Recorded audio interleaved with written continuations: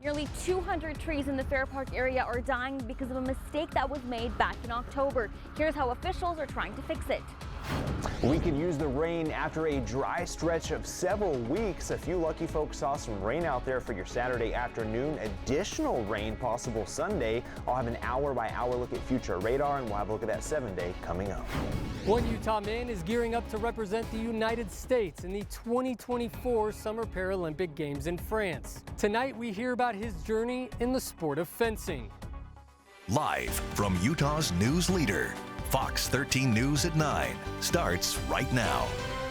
And thanks so much for joining us. Tonight for Fox 13 News at 9, I'm Amy Nay. A family of 7 was rescued on Utah Lake this morning after their boat began to sink. And believe it or not, a man's drone actually played a huge role in saving their lives. The family's boat took off from the Linden Marina and it sprung a leak while it was between the marina and Saratoga Springs. The family was able to call another relative on the shore who then called 911. During the search, a bystander asked police at the scene if he could fly his drone to help authorities in the search effort. That drone operator eventually spotted the family about 1.5 miles from the shore, and he was able to provide first responders with exact GPS coordinates to eventually help bring that family to safety. The drone operator, he started back toward Linden Marina with his drone, and his battery died and his drone dropped into the lake and he lost his drone. But that was because of his willingness there, and he just kind of shrugged it off and said, you know, it is what it is. I'm just glad I was able to help. But we really appreciate his willingness to put his drone at risk in an effort to help find these people and then ultimately get them out of the water and off the lake. Pretty remarkable effort right there. Sergeant Spencer Cannon added that the Good Samaritan drone operator helped save about an hour's worth of time in their search by providing the exact location. He added that the family was not in distress thanks to wearing life jackets as well as the warmer water temperature. It was a very close call for some homes in Alpine this evening. A brush fire broke out in heavy vegetation at about 5:50 p.m. Now, winds from a cold front moved through at the time, gave crews from the Lone Peak Safety District a real challenge. They were joined by crews from American Fork, Lehigh, Utah County Fire, and other state fire officials. Joe Bookman's house was about 100 feet from those flames, and they were headed up the hill toward him. We saw these fires out of Reno where it just races up the hill. So we've had a big concern about something like this happening, and I hope this wakes people up so we can be more careful in the future. At the time, it was reported just about the size of a football field and burning in dense brush and trees. And with the wind and everything that's going on, it's since gotten a lot bigger, and we made a pretty good stop on it. And we've had good help from our neighbors, and the weather cooperated with us. Wow, what a team effort. You can see in that video, those flames got too close for comfort to a lot of those homes there. It took crews about an hour to get this blaze completely under control. We understand there were about 2 to 3 acres burned. No homes were damaged. Crews will monitor the scene through the night to keep the fire from flaring up again. Boy, that's the news you like to hear, that they had that and they were able to put it under control before anybody's homes got caught up in it. But boy, that would have been scary. That would have been scary. We really need the rain. Some areas did look out and see the rain. We need more, but we'll take every drop we can get. Additional rain chances in the forecast tomorrow as well. So if you missed out today, you have that opportunity tomorrow. Then we dry out a little bit, but there's a little bit of relief once we move into that medium and kind of that extended range forecast. Here's a look outside right now. You can see that there on the horizon in the distance, we are still seeing some rain out there for parts of Utah. This is a live look here from Salt Lake, and again, you can kind of see some of that rain there falling on the horizon. Good news, Salt Lake did pick up a little bit of rain this evening. We want more, but we're not going to be too picky when it comes to this liquid gold. Notice over the past few hours, though, we have seen a decrease in coverage in that shower activity with that loss of daytime heating. But again, tomorrow afternoon, there's that potential to see some additional showers and storms. Salt Lake Valley is seeing some rain, still seeing a little bit right now, especially from Salt Lake, North Salt Lake, as you work your way a little bit farther north. Stansbury Park picked up some good rain, especially on the west side, about say around 5:30, 6 p.m. this evening. Lehigh seeing some rain right now. Park City, Colville, Yeah, we'll take all the rain we can get heading a little bit farther south down I-15. There was some pretty good rain a little bit earlier in Beaver as well as Richfield, Manti, and that activity though is starting to fizzle out with that loss of daytime heating, but we still have a few lingering showers out there. Additional activity possible by tomorrow afternoon. I'll have a closer look at future radar and we'll have a look at that work week forecast coming up later in the show. Amy. Chris, thanks so much. And more of your local news right now. It was quite a wild scene at a Tooele RV park when one person had to be flown to a Salt Lake area hospital overnight after apparently getting shot. Tooele police say it happened at the Borwaller RV park at 715 North Main Street at around 3:30 a.m. When officers arrived, they found a male victim with at least one gunshot wound. His condition is unknown. The suspect fled the scene and deputies went after him. The suspect later crashed and had to be taken to a local hospital by ambulance. The suspect's condition and identity not being released at this point. He will be taken into police custody, we're told, once he is out of the hospital. Nearly 200 trees in Salt Lake City's Fair Park area are dying, all due to a mistake that was made last October. Fox 13 News reporter Maithili Gubi breaks down what's going on and how officials there are now trying to fix it. Something's missing along North Temple in Salt Lake City. What's it like without trees? It's horrible. It's miserable.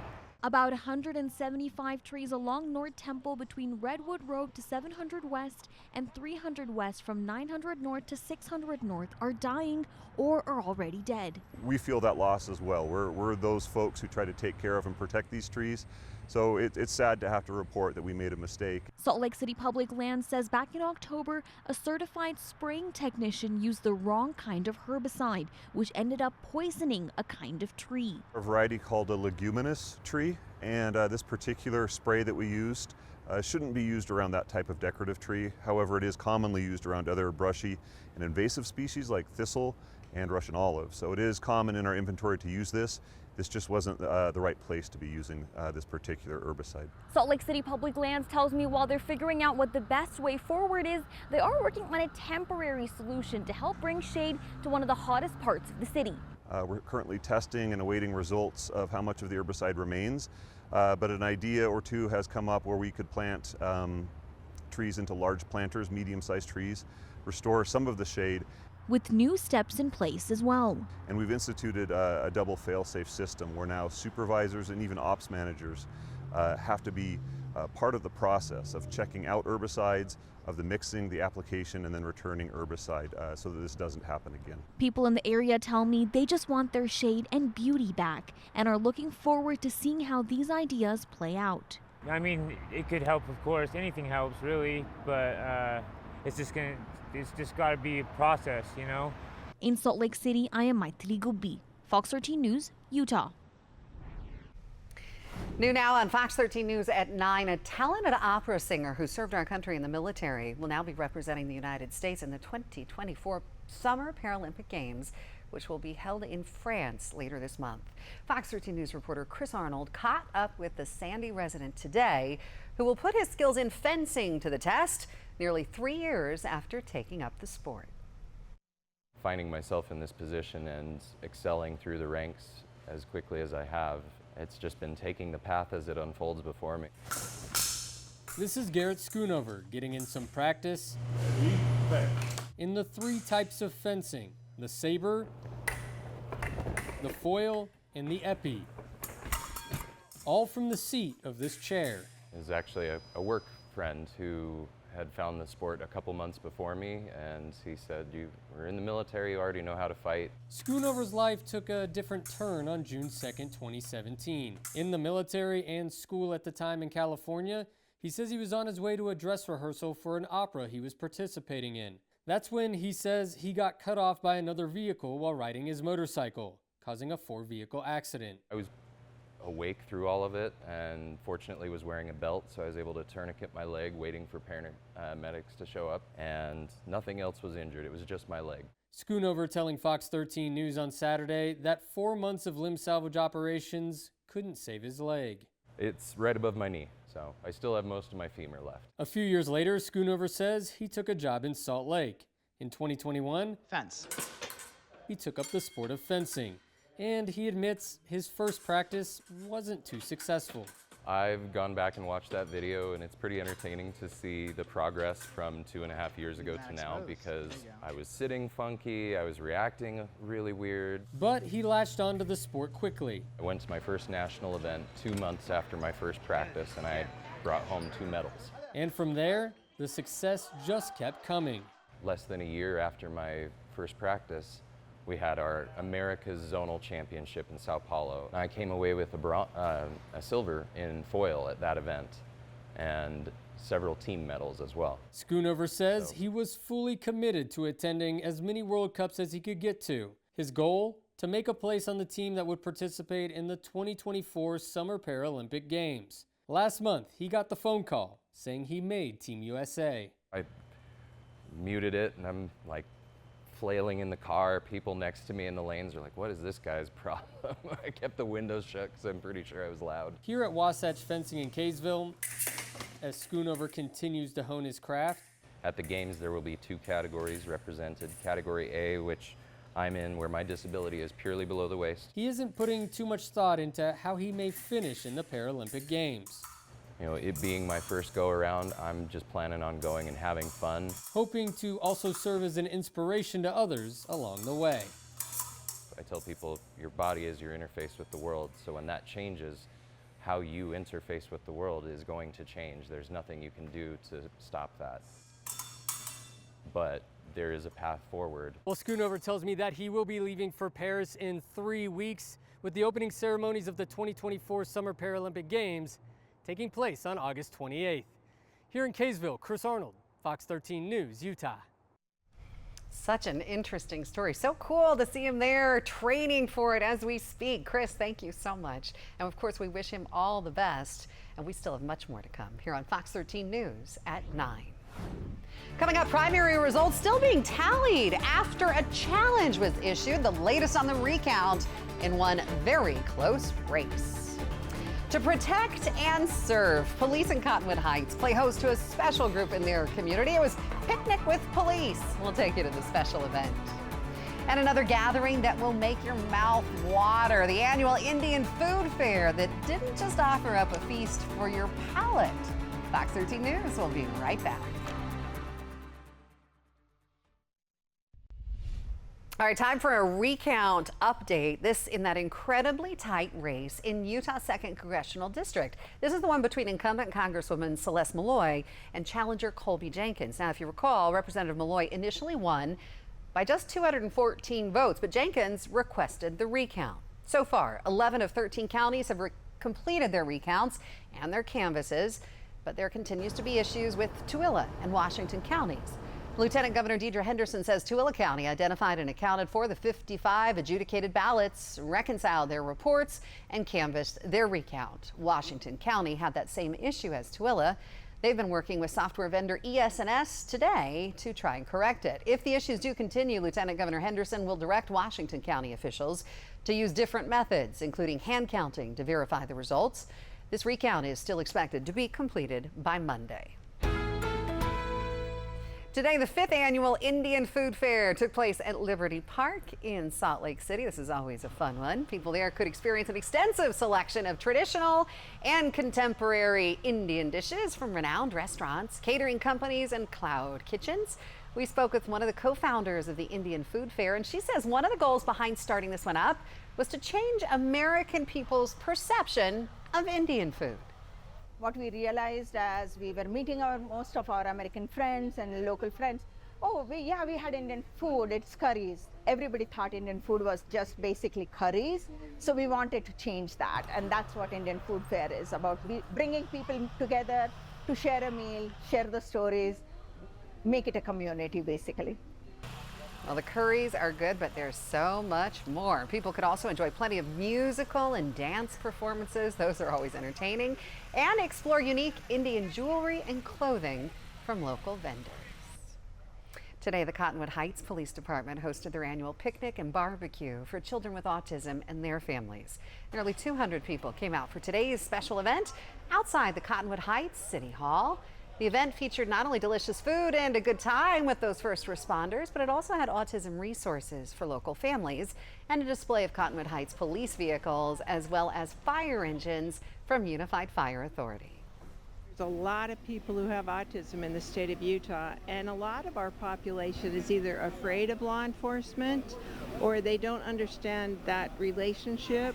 So we love that officers are willing to meet people one-on-one, and our autism families love that they now have a relationship and they feel more comfortable in the community. Building those bridges. This is the third year this picnic has been put on. Boy, that looked good. That had hot dogs, hamburgers. You know, did you know today was like National Watermelon Day? Now that screams summertime, doesn't it? Oh, I love that watermelon. Sounds pretty good. I know, on a hot day, nice slice of a watermelon. Have you ever had a yellow or orange watermelon? No, I like the Green River watermelon. Yeah. Okay. They're just good. Do you put salt or sugar on it? Nothing. Nothing? Although there's a fun little recipe if you do like a balsamic vinegar glaze on it. Oh, okay, yeah. With a little salt. Okay, I like to put sugar and even like Kool-Aid mix. You get the little package, you open it. I'm from the South, so that's what we do, you know? Oh my! It makes it good. You got to try it. I the thought kids it was love it too. sweet enough, but no. Gotta make it sweeter. The forecast was pretty sweet. We got some rain out there this afternoon. A few lucky folks did. And look at this. All across the Salt Lake Valley, most locations did pick up at least a drop of rain. You probably saw a couple hundredths of an inch in your backyard. Some areas saw a little bit more. We saw those showers and storms develop over the Oquirrh Mountains a little bit earlier this afternoon between 5 and 6. They drifted into the valley. Bountiful, Salt Lake, Magna, Stansbury Park, saw some rain out there. Even as you work your way toward Park City, picked up a good 1/10 to, in some cases, about 2/10 of an inch of rain. Had to shut down operations temporarily there at Park City because of lightning and heavy rain. The second winter as you work your way south down I-15, Cedar City, Beaver, Marysville, Kingston. Yeah. Saw some pretty good rain. Some areas picked up a little too much rain. We saw a couple flash flood warnings earlier this afternoon. Those have since expired. But where you see those dark blue and purple colors, that's anywhere between 1/2 inch to 1.5 inches, 2 inches of rain. And when you see rain that quickly, that can lead to some of the flooding. Luckily, again, all the flash flood warnings have expired. Looking on the horizon, you can kind of see that. That's still a little bit of rain that's falling across parts of the valley, especially on the north end from North Salt Lake as you work your way up toward Ogden, seeing some light rain on I-15. So if you are heading northbound, just keep that in mind. Could be some wet roadways. It could be slick because we haven't seen a lot of moisture recently. So you get that dust and that oil buildup on the roadways. Notice from Lehigh as well, even down toward Provo, seeing some of that rain, and that's going to lift north towards Salt Lake over the next 15 to 20 minutes. And statewide, notice that we did have pretty widespread activity out there this afternoon, but with that loss of daytime heating, this has started to fizzle out. The good news with the rain, the air quality even better. We hold on to that decent air better than where we have been tomorrow, first half of Monday, but more smoke moves in Monday afternoon, Tuesday, Wednesday, so the air quality goes back downhill as we move toward Monday night, Tuesday into Wednesday. Rain didn't keep the high temperatures cool. 101 in Salt Lake, well above where we should be. 100 in Ogden, 103 for my friends in St. George, and that moisture coming in on the southern end of that high pressure that has shifted north. Little low pressure off the coast of California, kind of tapping into some of that moisture off the Pacific, but this high pressure shifts south as we move into tomorrow, so that's going to kind of limit the activity tomorrow afternoon. Yes, additional rain's possible, but it's not going to be as widespread as what we saw out there for your Saturday afternoon. 82 right now in Salt Lake, 79 in Provo, 92 at this hour in St. George. St. George, 80 degrees by your Sunday morning. Going to be pretty warm going to the morning service. 74 in Salt Lake, 55 tomorrow morning in Park City. Sounds pretty nice, right? Park City getting into the low 80s tomorrow afternoon. 97 in Salt Lake, 106 in St. George. Isolated storms possible with that addition of daytime heating tomorrow afternoon, but are going to be more, not as widespread as what we saw this afternoon. Temperatures get really hot. Excessive heat warning Monday, Tuesday for St. George. Highs 109 to 110. We see that excessive heat warning here for the Wasatch Front, 100 to 102 Monday, Tuesday, but we're down into the low 90s by the upcoming weekend.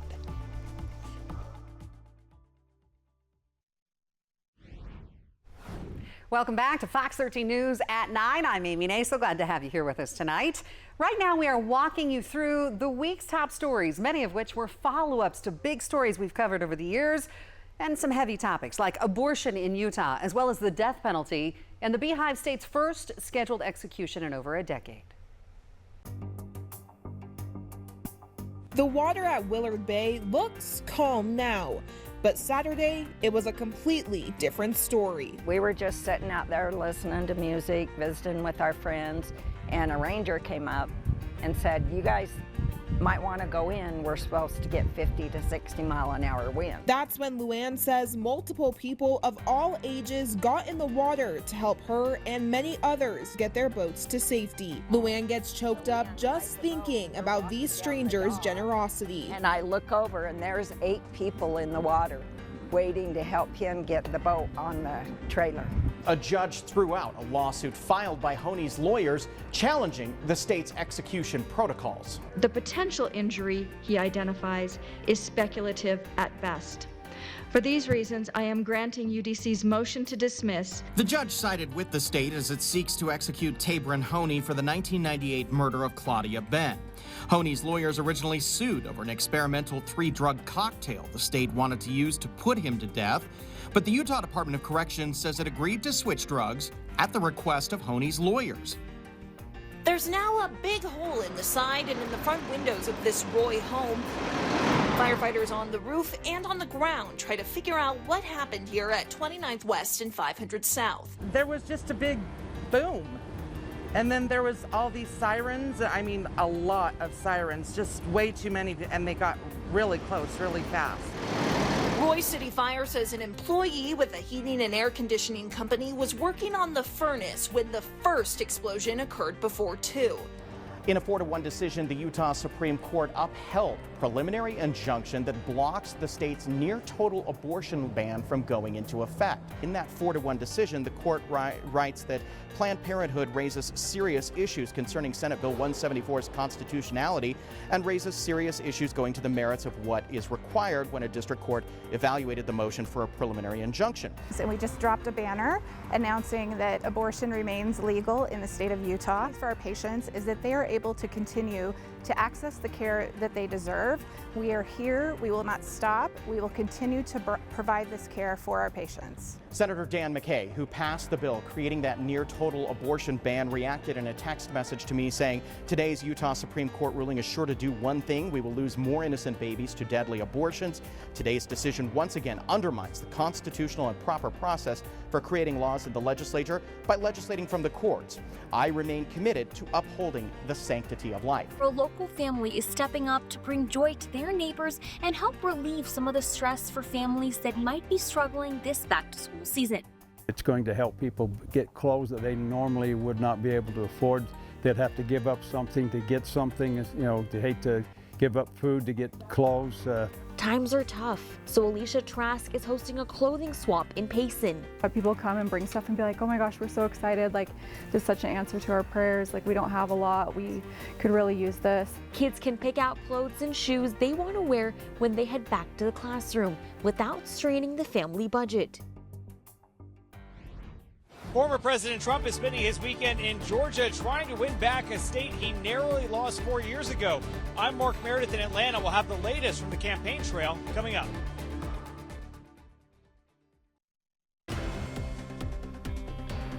In the race for the White House, there is a brewing debate over where to hold the first debate between former President Trump and Vice President Harris. Fox News correspondent Mark Meredith has the latest.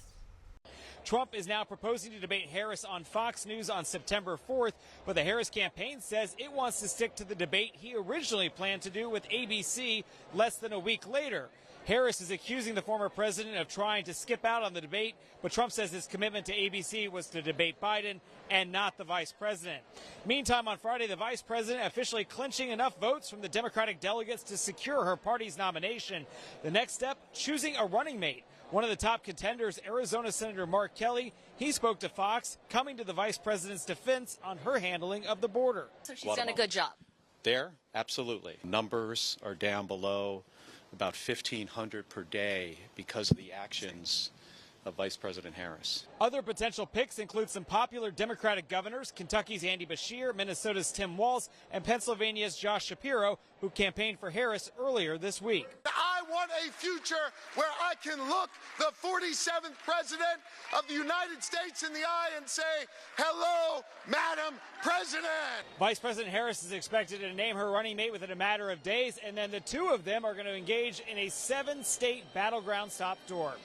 In Atlanta, Mark Meredith, Fox News. Today saw more Israeli airstrikes against Hamas in the West Bank as tensions along the Blue Line, the border between Israel and Lebanon, are so high. The U.S. Embassy is urging Americans to book the next ticket out of the country. Scripps News national correspondent Vanessa Mishanya has more on the escalating pressure to avoid a region-wide conflict in the Middle East. A burnt car, remnants of Israeli drone strikes Saturday. Israeli Defense Forces says 9 Palestinian militants were killed. Mourners were photographed carrying the body of one of the men killed. These strikes to the west come at a time of rising tensions after Hamas political chief was assassinated this week, killed less than 48 hours after Israel killed a top Hezbollah commander in Lebanon. Iran, who backs Hezbollah and Hamas, has vowed to attack Israel. We've heard the Supreme Leader loud and clear that he intends to avenge this killing of a Hamas leader in Tehran, and that they want to conduct another attack on Israel. We can't just assume that we aren't also potentially going to be victims of that kind of an attack. Retaliation for those killings are all but imminent, and the United States bolstering military resources, both weapons and people, in the region. More destroyers and cruisers with the ability to carry out ballistic missile defenses are being sent to the Middle East, as well as a fighter squadron. Diplomat and senior fellow at the Middle East Institute, Dr. Rhonda Slim, says the question is how the retaliation will come. It's a matter of honor for the Iranian officials. And so they have to retaliate in a way that is different from what they did last April when they sent drone missiles and targeted mostly military sites. I think this time, they're going to, their retaliation will be qualitatively different. And that's what concerns me. The tensions are so high that the U.S. Embassy in Lebanon is urging Americans in the country to book the next available ticket out of Lebanon's borders. Despite the pressure, military showing, and promise of retaliation, Dr. Slim believes that no one in the region wants an all-out war, and diplomats are working hard to avoid one and push for a ceasefire. But none of the actors, despite all that has transpired until now, none of these actors, Iran included, Hezbollah included, want an all-out regional war. And that's why I think they're going to take their time in figuring out a response that saves face for them, but at the same time that does not push the region into a regional war. Vanessa Mishanya, Scripps News. Coming up, we're surely all feeling the effects of inflation, with many families being forced to cut costs in order to balance their budgets. What you shouldn't be eliminating that could end up costing you more in the end. And understanding Crohn's disease that affects millions of Americans, the new way people who live with it are improving their everyday lives.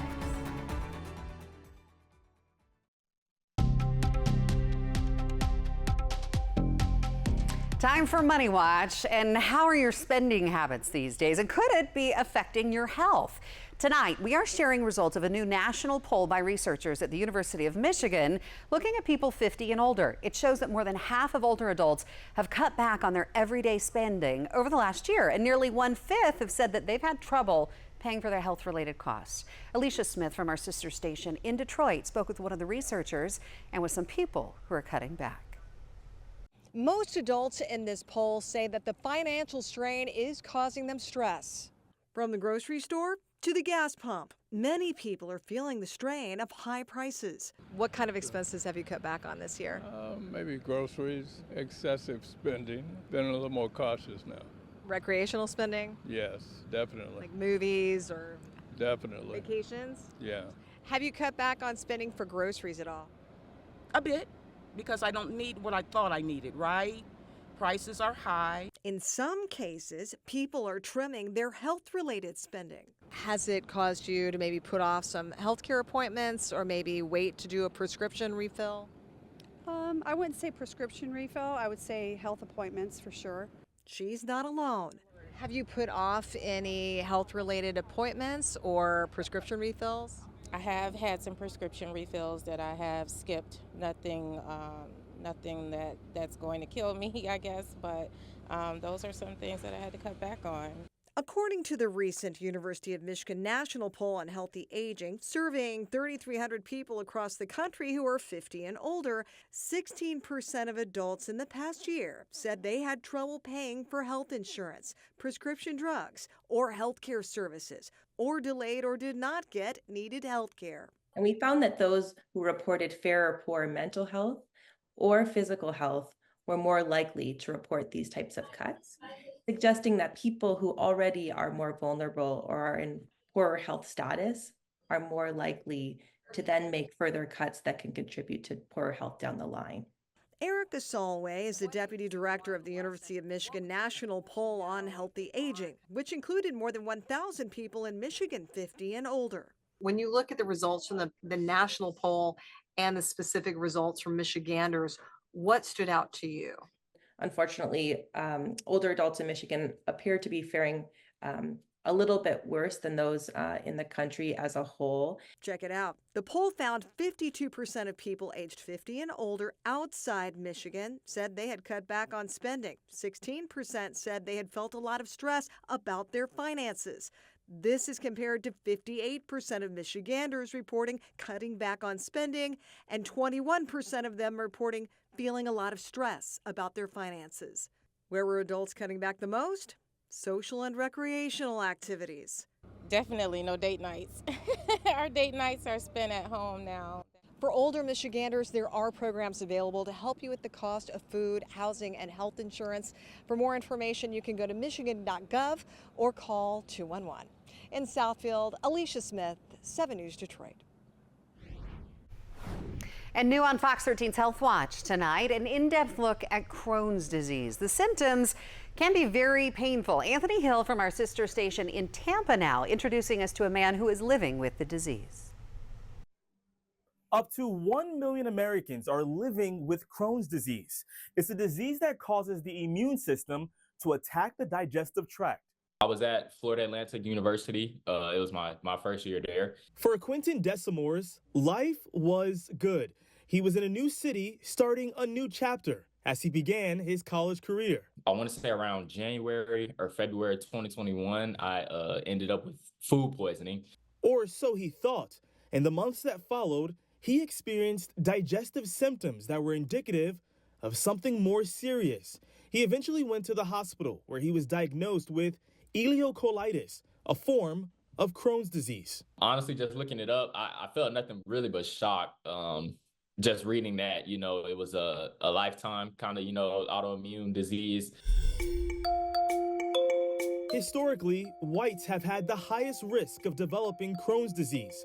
Essentially, people of Eastern European descent, like Ashkenazi Jews. But we're also seeing it more commonly in African American population, patients of Asian descent. We here in South Florida are seeing it in patients who have Hispanic origins as well. Some of the symptoms include abdominal pain, chronic diarrhea, bloody stools, and chronic fatigue. There still isn't a cure for the disease, but Dr. Asad Rahman with Cleveland Clinic says doctors have identified some of the molecular structures that cause the body's immune system to attack the digestive tract. By understanding those mechanisms, there has been, work on medications that block those inflammatory pathways that have helped patients, get their inflammation under control. As for Quentin, he's on new medication and has learned to live and control the symptoms of his autoimmune disease. His doctors have worked with him on his diet. He's even back to doing the things that keep him strong and healthy. But, I'm starting to get back into the gym now, just obviously for fun, but, it's something I love to do. So, yeah, basketball, working out. For Scripps News, I'm Anthony Hill. Monsoon moisture brought showers and storms Saturday afternoon. Additional showers and storms for a few lucky folks on Sunday. But then the heat builds in Monday, Tuesday. Excessive heat warning in effect. I'll have all the details coming up. And later in sports, some Utah natives with a chance to hoist up a trophy tomorrow on the Corn Ferry Tour. Round 3 of the Utah Championship to come, and a Jazz guard paying it forward. Colin Sexton building a connection with some local kids this afternoon. Back in a bit.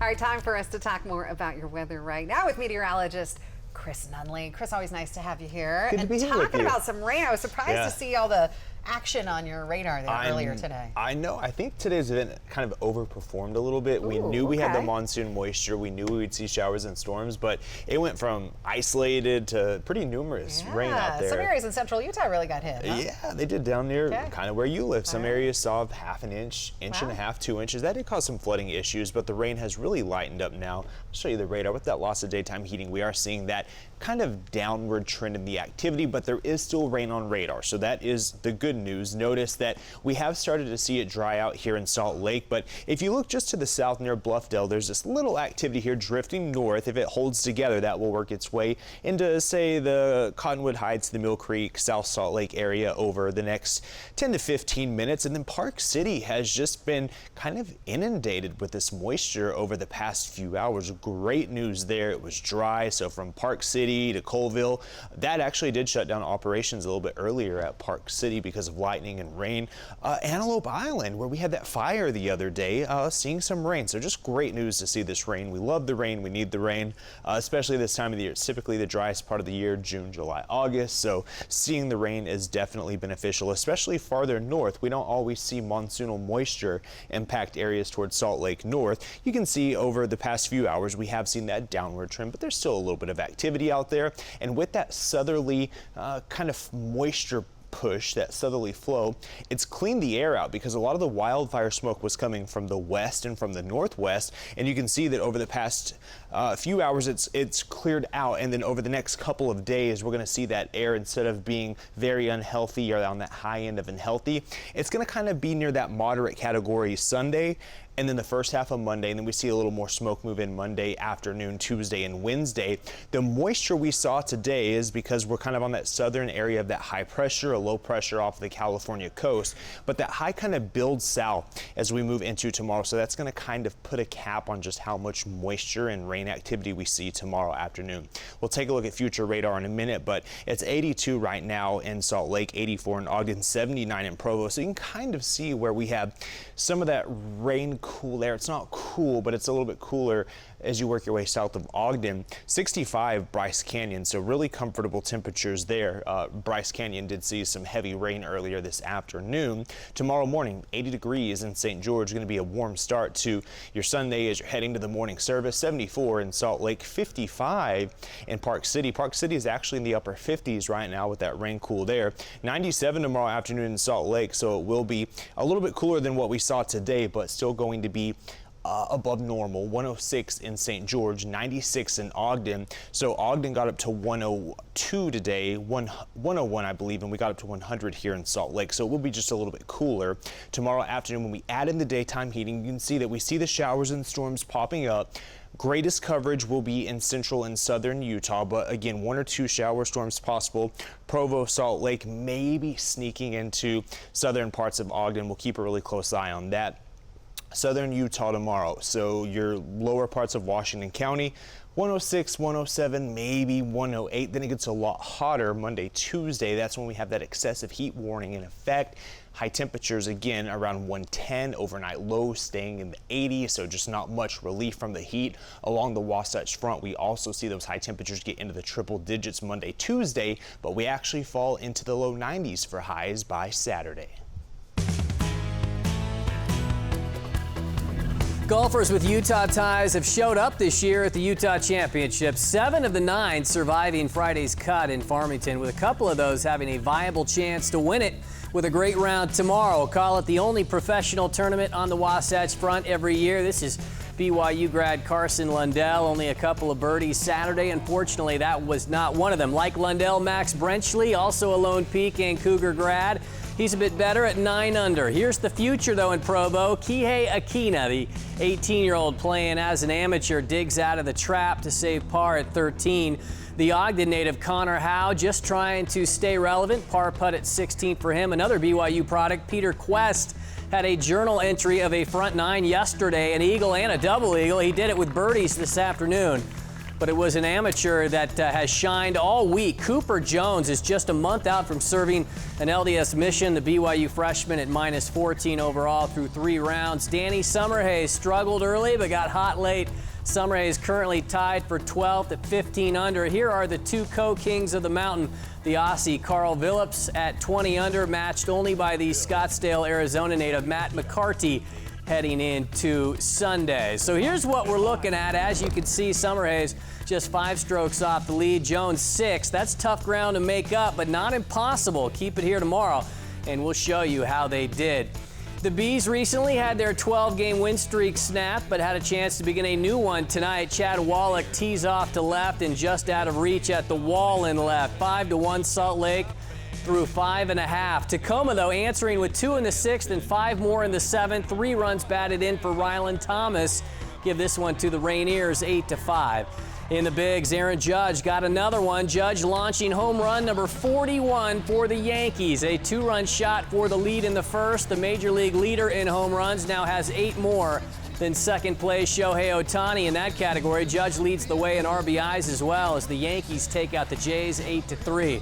As young as the Jazz are these days, it's crazy to think that Colin Sexton is now one of the longest tenured players. Entering year 3 now in a Jazz note, the point guard using the summer to give back to the kids. Here's Fox 13's Andrea Urban. Over the last couple of days, Hillcrest Junior High was home to the Celebrity Sports Academy Colin Sexton Camp. This is the first annual, but 175 plus kids showed up, and it looks like there should be more in the future. Between both legs, behind the back twice, and then crossover. I remember growing up, me and my brother would be sitting outside after we work out and things, and like one day we're gonna have our own camp, just because we wasn't able to go to camps where we was able to see like NBA guys or even guys in college. We didn't have anyone to just pretty much see.